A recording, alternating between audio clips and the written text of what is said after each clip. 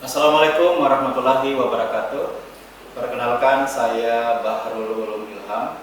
Saya salah satu dosen di program studi manajemen pada Fakultas Teknologi dan Bisnis di Institut Teknologi dan Bisnis Nobel Indonesia Makassar. Pada kesempatan yang berbahagia ini, saya akan memaparkan salah satu mata kuliah yang saya ampuh, yakni mata kuliah Bisnis dan Development. Jadi mata kuliah ini bertujuan untuk bagaimana kemudian membekali adik-adik kita mahasiswa itu pada ranah pengetahuan, kemudian pada ranah sikap dan keterampilan, bagaimana nanti mereka diharapkan mengembangkan bisnis yang bisa dikembangkan dengan melihat sumber daya yang ada di sekelilingnya. Jadi mata kuliah ini adalah mata kuliah wajib di jurusan. Mata kuliah ini untuk mahasiswa semester 6 dan dia adalah sebanyak 3 SKS. Dan kode mata kuliah ini adalah MPB 1203. Lalu berikutnya, untuk mata kuliah ini ada 5 capaian yang ingin dicapai. Jadi untuk pencapaian pembelajaran mata kuliah ini, yang pertama adalah mahasiswa itu diharapkan bisa mengkaji konsep-konsep business development atau pengembangan bisnis.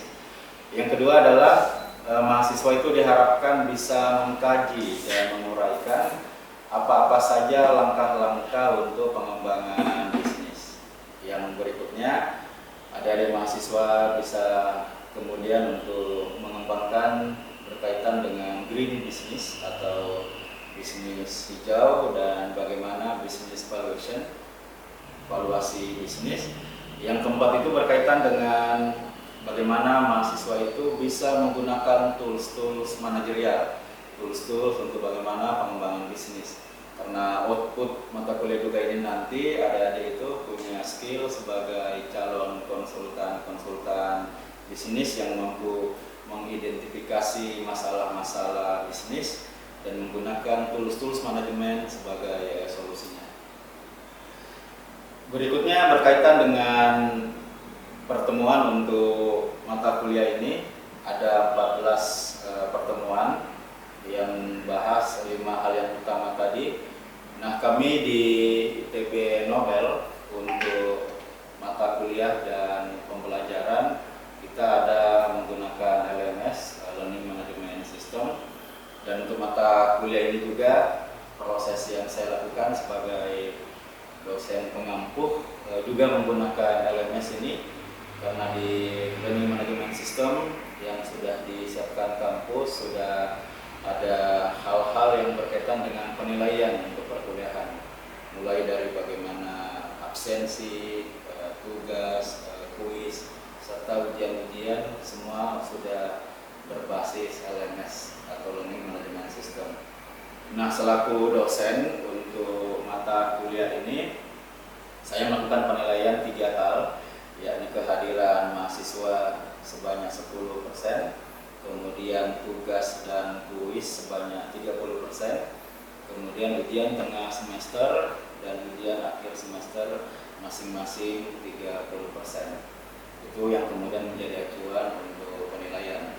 Nah, untuk mata kuliah Business Development ini saya melakukan 3 pendekatan. Yang pertama itu adalah menyajikan secara ceramah. Jadi ini berkaitan karena mata kuliah ini ada banyak konsep, ada banyak kemudian teori-teori yang ini yang akan dibagikan ke mahasiswa.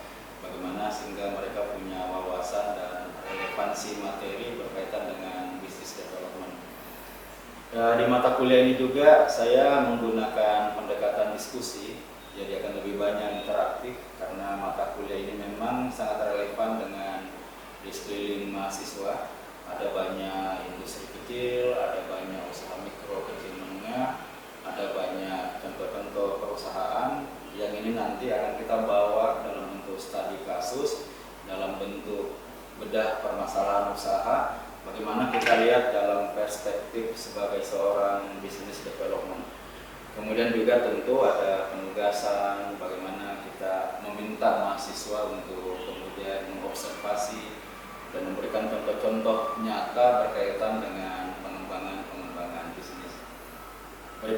terakhir, mata kuliah ini memang pada ujung-ujungnya adalah kita ingin memberikan mahasiswa sebuah peluang bahwa sebagai seorang business development ini adalah karir yang menjanjikan.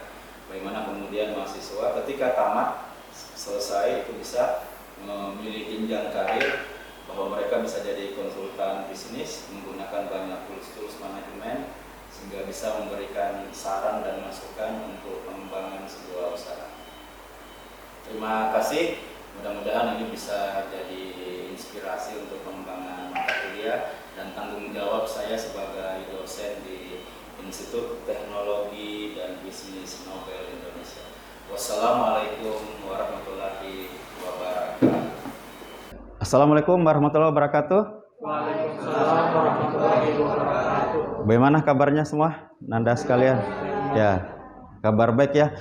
Baik, jadi kita untuk mata kuliah kita Business Development, kita sekarang sudah masuk pertemuan ketiga ya. Jadi pertemuan pertama kita sudah bahas bagaimana konsepnya itu business development atau pengembangan bisnis. Kita juga bicara bagaimana langkah-langkahnya, tahapannya. Nah, Nanda sekalian, kita sekarang masuk di pertemuan ketiga ini. Jadi mulai pertemuan ketiga, 4 sampai nanti ujian tengah semester itu kita udah mulai masuk di kontennya. Jadi seperti apa itu untuk kita lakukan yang namanya pengembangan bisnis. Nah, kita akan bahas saat ini adalah bagaimana green business atau bisnis hijau. Biasa dengar ya? Green business, bisnis hijau, bisnis berwawasan lingkungan. Jadi ini akan kita bahas. Nah, untuk pembahasan kita, ini yang akan kita bahas anak-anak sekalian. Jadi bagaimana konsepnya itu green, bisnis hijau. Kemudian kita nanti bisa kasih contoh-contoh. Jadi kan saya lihat di sini sudah ada beberapa yang sudah punya usaha. Harapannya juga nanti bisnisnya itu ada unsur atau menerapkan ini prinsip green atau bisnis yang berkelanjutan. Kita langsung bahas ya. Jadi ini di pertemuan ini ada 5 nanti yang akan kita bahas. Seperti apa pentingnya, konsepnya, apa saja area usahanya, kemudian manfaatnya. Jadi ini 5 hal yang akan kita bahas di pertemuan ini. Oke, sebelumnya kalau ada kata green, apa yang dipikirannya anak-anak sekalian? Green, hijau. Kalau dikaitkan dengan bisnis artinya apa ya kira-kira? Bisnis yang hijau, yang berkembang, peduli pada lingkungan, ya, berkelanjutan. Jadi nanti tidak usah bingung karena ini sebenarnya konsepnya itu sama semua. Jadi yang namanya green business atau bisnis hijau itu sama saja dengan bisnis yang berkelanjutan atau bisnis yang berwawasan lingkungan, atau ada yang sebut dengan sustainable, bisnis yang berkelanjutan ya. Baik, mengapa kita bicara ini di mata kuliah kita business development? Ini ada beberapa hal. Yang pertama itu karena ini limbah kegiatan manusia sudah melebihi daya serap, bahkan daya pelihara alam. Kita kan selalu dengar ini limbah apa yang ada, mulai dari polusi udara, limbah apa lagi? Plastik, kemudian limbah bahan kimia dari pabrik-pabrik, itu kan udah sangat mengkhawatirkan sebenarnya. Makanya ini yang kemudian menjadi perhatian semua pihak, bahwa bisnis itu bagaimana kemudian menjaga keseimbangan, menjaga berkaitan bukan hanya bicara keuntungan, tapi bicara juga dampaknya pada lingkungan dan masyarakat. Nah, lahirlah ini tentang bisnis hijau. Kita diskusi dulu. Ini ada diskusi sebelum kita bahas tentang bisnis hijau. Nah, Nanda sekalian, silakan nanti kalau ada yang mau menanggapi, coba dipikirkan di tempat tinggalnya di mana. Jadi lokasi tempat kosnya kah atau ada di kampungnya. Nah, di situ masalah lingkungan apa yang dihadapi? Biasanya itu kan ada masalah lingkungan. Mungkin ini yang ada masalah lingkungan. Kemudian ini bagaimana mempengaruhi anggota komunitas atau masyarakat di sekitar kita itu. Bagaimana dia pengaruhi, kemudian apa yang perlu dilakukan. Jadi ada 4 pertanyaan ini. Apa masalahnya, kemudian pengaruhnya atau dampaknya, kemudian seperti apa kira-kira yang dilakukan untuk menyelesaikan, kemudian berkaitan dengan bagaimana dikaitkan dengan bisnis. Siapa yang mau menanggapi? Oh ya, Ibrahim ya, silahkan. mengenai apa masalahnya. Ya. Pertama yaitu mengenai masalah limbah, Pak. Masalah limbah, Di iya. desa Wontosunggu, Iya. tentunya masalahnya yaitu limbah industri dari kayu. Jadi itu serbuk kayu. Itu kayunya dari mana? Siapa yang hasilkan? Itu dihasilkan dari sebuah perusahaan mebel. Ada usaha mebel, ada limbah kayunya ya. Oh iya. Terus bagaimana pengaruh atau dampaknya pada masyarakat? Tentu melalui irigasi di sekitar desa tersebut, ada perairan di sana yang tentunya itu memasuki kawasan irigasi tersebut, Pak. Jadi ini limbah memasuki kawasan irigasi iya. sehingga berdampak pada kehidupan masyarakat setempat, karena mulai dari bau dan iya. itu sangat merugikan masyarakat. Terus apa yang perlu dilakukan untuk menyelesaikannya? Jadi kami kemarin itu mencoba untuk membangun komunikasi kepada masyarakat sekitar dan tentunya kepada spesifiknya ke komunitas, memikirkan bersama, dan hal yang didapatkan untuk hal tersebut mengubahnya menjadi sebuah usaha. Yaitu, sudah ada upaya untuk mengolah ya? Sudah ada. Oh ya.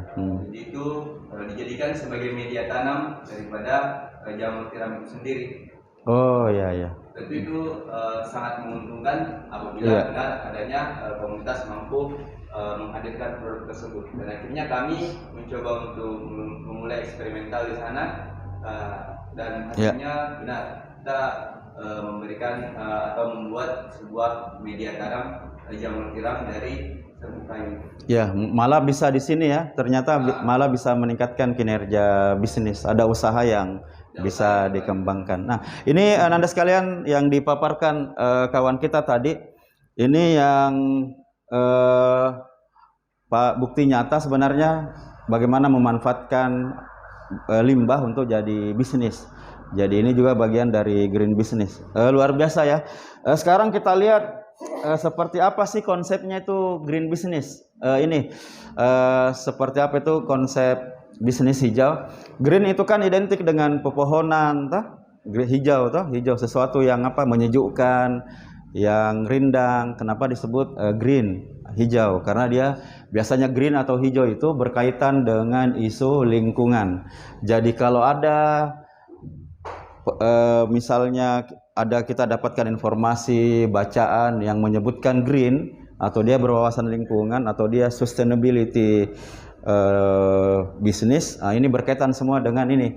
Bagaimana kita mengembangkan bisnis yang tidak hanya bicara profit, tapi juga dia tidak merusak lingkungan. Itu intinya sebenarnya. Kenapa disebut sustainability? Karena dia berkaitan dengan keberlanjutan, supaya dia tetap berlanjut dan menjaga keseimbangan. Jadi intinya ini, proses bisnisnya itu ramah lingkungan, bisa juga dia inovasi teknologi, tapi kemudian itu dia bisa juga mengelola limbah atau energi. Kayak tadi yang disampaikan tadi ya, ternyata limbah itu bisa diolah, dikelola. Jadi itu secara sederhana. Nah sekarang kita lihat, jadi kalau kita bicara bisnis hijau, Nanda sekalian, ingat saja ini 3P. 3P. Jadi ingat 3P. Jadi kalau bisnis kita kapan dia berkaitan dengan bisnis yang berwawasan lingkungan, ingat 3P. Bagaimana bisnis kita itu menerapkan ada 3P. Konsep 3P ini dikembangkan oleh John Lickington ini sejak tahun 1994. Jadi nanti misalnya Ilham, ada Dita, teman-teman yang lain mau kembangkan bisnis, lihat 3 ini, bahwa bisnis kita itu memenuhi 3 ini. Ini yang disebut dengan triple bottom line. Apa itu triple bottom line? 3 hal yang dia harus seimbang. Tidak bisa kemudian hanya satu sisi saja. Jadi tidak bisa kita bicara green business ini, pokoknya saya profit, tidak ada urusan. Mau merusak lingkungan, mau orang tidak berdampak, kita tidak bicara di situ. Dia harus seimbang ini. Apa saja itu? Yang pertama adalah profit. Profit itu apa artinya? Keuntungan. Jadi bagaimana bisnis itu kan pasti harus ada keuntungan ya. Dari sisi finansial itu menghasilkan profit. Tapi ingat, dia harus juga melihat P yang kedua. P yang kedua itu adalah people-nya. Yakni bagaimana dampak orang sekelilingnya. Jadi sekali lagi, kalau bicara green business, bisnis berwawasan lingkungan, ingat ini 3P. Profit, kemudian apa lagi? People, kemudian planet. Biasa juga orang singkat menjadi ekonomi, sosial, dan lingkungan. Jadi sama saja. Jadi sekarang ini menjadi isu global. Jadi perusahaan-perusahaan besar, perusahaan-perusahaan nasional, lokal, dan usaha mikro itu diarahkan ke sini. Jadi memperhatikan aspek ini. Jadi nanti lihat lagi bisnisnya. Bisnis saya ini sudah menghasilkan keuntungan. Apakah kemudian saya bantu orang sekeliling atau tidak? Kemudian yang ketiga itu bagaimana dampaknya lingkungan. Kalau ada limbahnya, itu seperti apa kita kelola kembali. Oh, kalau ada kemudian suara yang menimbulkan kebisingan, ada polusi udara, itu bagaimana kita antisipasi. Jadi ini bisa dipahami ya. Jadi ini tiga hal yang berkaitan dengan bisnis berwawasan lingkungan. Lalu seperti apa cakupannya, Nanda sekalian? Jadi bisnis berwawasan lingkungan itu sebenarnya ada dua area penting. Dia berkaitan dengan produknya, ini ya.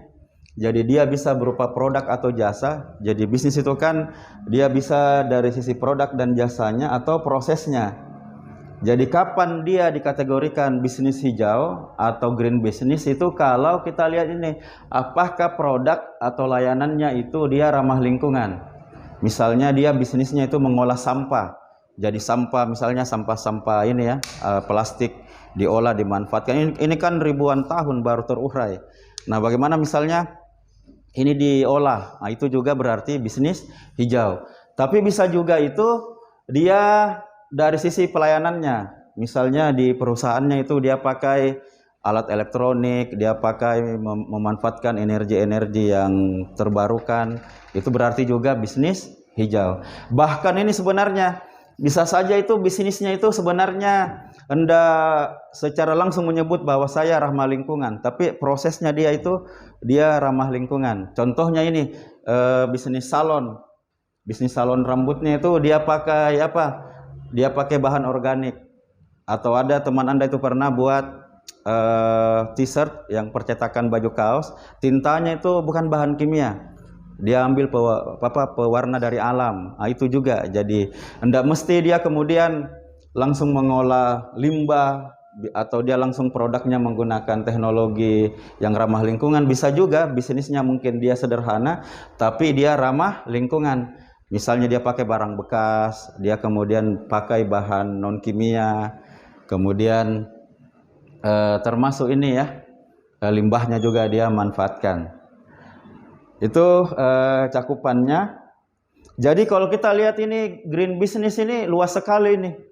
Jadi boleh dikatakan semua bagian dari bisnis itu, Nanda sekalian, itu bisa kita kaitkan dengan bisnis hijau. Mulai dari bisnis ini mendaur ulang dan mengurangi sampah. Ya, ada yang 5R itu, reuse, reduce, recycle. Ya, ini kan semua ini. Jadi mengurangi, menggunakan kembali, mendaur ulang, memisah. Kemudian juga bisa berkaitan dengan energi. Bagaimana kita gunakan alat-alat yang ramah lingkungan. Ini kan misalnya kita gunakan hemat air semua. Kemudian mencegah polusi. Jadi bagaimana kita membuat atau dalam bisnis kita itu emisi rendah. Itu bisa dihitung. Misalnya bisnis kita itu pakai solar, pakai bensin, itu bisa kita hitung emisinya.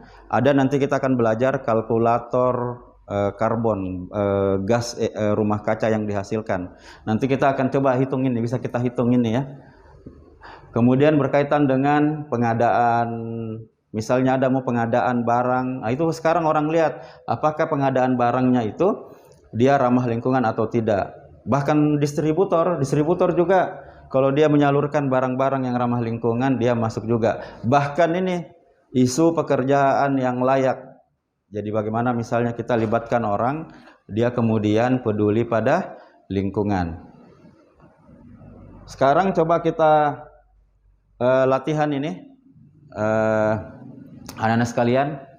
Ini coba kita latihan, kita melihat bisnisnya ini apakah dia green atau dia hijau atau berwawasan lingkungan ya. Nanti kita lihat istilahnya greeningnya, tingkat hijaunya. Maksudnya tingkat hijaunya ini dia sangat berwawasan lingkungan atau peduli lingkungan. Jadi di sini yang paling hijau itu kita kasih angka 1, Yang paling tidak hijau itu angka 4. Kita coba nanti lihat yang pertama ini bisnisnya, kemudian kita lihat pilihannya itu 3. Hijau, tidak hijau, atau tidak yakin. Tidak yakin ini ragu-ragu antara apakah dia masuk green atau tidak. Kemudian kira-kira peringkatnya, kemudian apa komentarnya. Ini persepsi saja. Jadi tidak ada bahwa ini yang benar sekali atau tidak ya, namanya persepsi. Kita coba lihat contohnya ya. Ini contoh beberapa green business. Jadi nanti mudah-mudahan ini bisa jadi inspirasi ya. Jadi yang baru mau mengembangkan usaha, nanti bisa lihat bahwa ternyata ada beberapa contoh-contoh. Ini yang biogas. Jadi biogas. Biogas ini sekarang sudah ada di rumah. Jadi sudah ada yang skala rumah tangga. Jadi sampah-sampah di rumah tangga itu, limbah sayur, limbah makanan-makanan yang terbuang, itu bisa kita jadikan biogas. Ada namanya UVP, Unit Value Proposition-nya. Apa yang membuat dia berbeda? Value-nya apa? Nilainya apa? Jadi di sini dia mengembangkan solusi energi dari limbah hijau. Ini bisa menghilangkan emisi gas rumah kaca. Gas rumah kaca itu ini ada itu zat-zat di atmosfer yang dia itu akan mantul kembali sehingga bumi ini makin panas. Itu yang namanya gas rumah kaca. Kenapa banyak gas rumah kaca? Karena ada banyak tadi yang terutama dari energi yang tak terbarukan. Kita pakai solar, pakai biodiesel, itu kan menghasilkan semua gas rumah kaca. Ada emisi. Tapi kalau dia pakai ini, misalnya pakai pupuk kandang, tadi energi yang terbarukan itu akan mengurangi. Kemudian ini misalnya ini jasa ini, dia bisnis misalnya buka homestay, dia buka guest house ya. Ini wisata desa berkelanjutan, atau dia sekalian buat ini pertanian padi organik. Jadi padinya itu tanpa zat-zat kimia. Ini contoh, bahkan kita buat pelatihan, bagaimana buat pelatihan yang mengelola sampah. Ini juga berkaitan dengan bisnis hijau. Atau ini, buat jeans dari daur ulang, tas jeans. Jadi misalnya tas jeans itu kita coba buat dia menjadi tas yang menarik. Termasuk misalnya kalau musim-musim pilkada, sisa-sisa limbah itu kira-kira dimanfaatkan jadi apa? Yang bedrop itu dijadikan apa kira-kira? Yang baliho-baliho itu kan banyak misalnya dimanfaatkan jadi apa? Itu harus ada ide-ide kreatif karena itu kan susah diurai juga. Selain dijadikan untuk atap atau apa, itu kan bisa kita manfaatkan. Jadi ada banyak ini anak sekalian. Nah, berikutnya sebelum kita mulai, ini yang Anda harus miliki sebelum kita memulai bisnis yang berwawasan lingkungan. Ada namanya internal, ada eksternal. Internal itu kan berarti dari diri kita ya. Jadi harus ada dulu komitmen bahwa kalau saya mau kembangkan bisnis hijau, harus ada dari motivasi saya dulu. Jadi tidak boleh kita tadi itu prinsipnya, yang penting untung. Tapi ada kesadaran bahwa ini saya mempengaruhi alam, ingin bantu orang, dan juga jangan merusak lingkungan. Ini ya. Kemudian ada juga faktor eksternal. Eksternal ini ada dukungan pemerintah. Sekarang ini udah sangat banyak. Ada peraturan, ada regulasi, ada undang-undang, bahkan insentif. Ada bantuan kalau dia menerapkan prinsip-prinsip lingkungan atau berwawasan lingkungan. Jadi kalau Anda nanti mau sukses, Anda sekalian di bisnis atau mengembangkan bisnis ini ada kuncinya. Punya karakter. Karakter itu kan mental ya. Punya jiwa entrepreneur yang peduli pada lingkungan. Kemudian lihat juga situasinya. Oh, kalau di dekat rumah saya ada banyak sampah, ada banyak kemudian limbah. Itu bagaimana kita manfaatkan. Kemudian jangan lupa ini butuh keterampilan, skillsnya. Skill ini ada yang hard skill, bisa menghitung biaya, bisa membuat produk, tapi ada juga yang soft skillnya. Tapi jangan lupa ini yang penting ini peduli terhadap lingkungan dan sosial. Pokoknya itu selalu yang diingat 3P itu, profit, kemudian people, dan planetnya. Ini yang kita jaga keseimbangannya. Oke, baik. Nanda sekalian, ada pertanyaan untuk pertemuan kita? Ada yang mau ditanyakan? Cukup jelas? Ya, baik. Kita akan diskusi sebentar. Jadi Nanti tugasnya adalah Nanda sekalian coba identifikasi di rumahnya, di dekat rumahnya semua, di lingkungan sekitarnya, apa contoh bisnis yang memenuhi sisi green. Ya, nanti coba identifikasi di rumahnya masing-masing, nanti kita diskusikan, buat profil usahanya. Misalnya di rumahnya ada usaha industri tahu tempe misalnya, itu kan biasa banyak yang protes ya, karena dia katanya ini berdampak pada lingkungan. Nanti dianalisa usahanya ini apakah dia memenuhi kriteria green atau tidak. Kalau tidak, apa yang jadi masalahnya dan solusinya seperti apa. Nanti kita diskusikan secara berkelompok ya. Jadi itu nanti diskusinya. Jadi silahkan nanti mengobservasi. Jadi nanti buatkan dalam paparan, diambilkan dokumentasi.